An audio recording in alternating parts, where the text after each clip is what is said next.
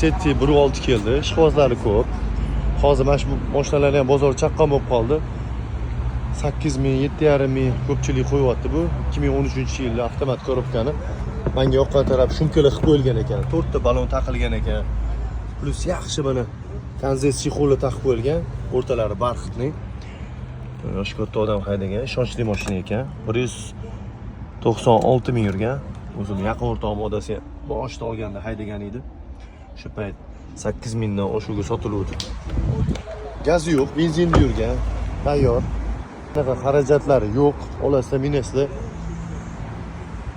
1.6 ishqibozlari ko'p. Shuni yaqin aka-ukalardan orasida so'ragan edim, men bilmayman. Endi videoni kim ko'rayotgan bo'lsa, olinglar, mana foydalanib qolinglar. $7260 bo'lsa beraveramiz. 2013-yil 196 ming yurgan benzinda, ikkita kalinkada pitnosi bor. Bosib o'radigan joy. Yaxshi narx qo'yilyapti, bosib o'ringlar. Setti 1.6 keldi, ishqibozlari ko'p. Hozir mana shu mashinalarni ham bozor chaqqon bo'lib qoldi.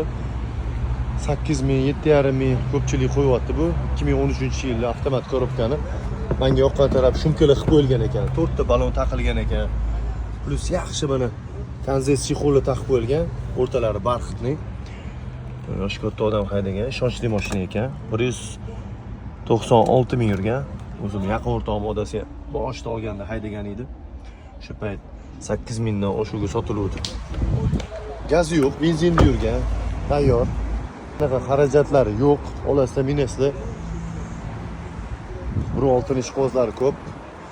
Shuni yaqin aka-ukalardan orasida so'ragan edim, men bilmayman. Endi videoni kim ko'rayotgan bo'lsa, olinglar, mana foydalanib qolinglar. $7260 bo'lsa beraveramiz. 2013-yil 196 ming yurgan benzinda, ikkita kalinkada pitnosi bor. Bosib o'radigan joy. Yaxshi narx qo'yilyapti, bosib o'ringlar.